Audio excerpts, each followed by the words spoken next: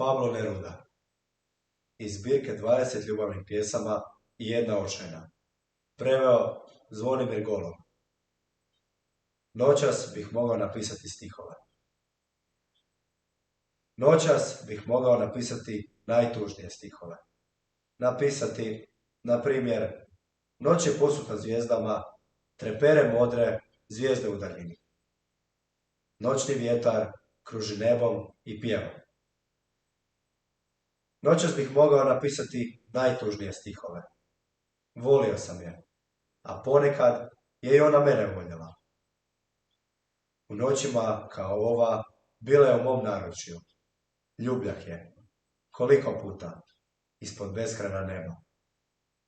Voljela me, a ponekad i ja sam je volio. Kako da ne volim njene velike nepomične oči. Noćas bih mogao napisati najtužnije stihove. Misliti da je nemam, osjećati da sam je izgubio.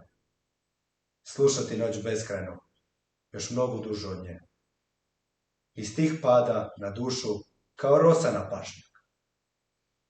Nije važno što je ljubav, moja ne sačuva. Noć je posuta zvijezdama i ona nije uza me. To je sve. U daljini netko pjeva. U daljini. Duša je moja nesretna što je izgubila. Kao da je želi približiti, moj pogled je traži. Srce je moje traži, a ona nije uza me. Ista noć u bijelo odjeva ista stabla. Ni mi, od nekada, nismo više isti. Više je ne volim, sigurno, ali koliko sam je volim. Moj glas je tražio vjetar nataknjen njeno uho. Drugome, pripast će drugome, ko prije mojih cijelova. Njen glas i jasno tijelo, njene beskrajne oči.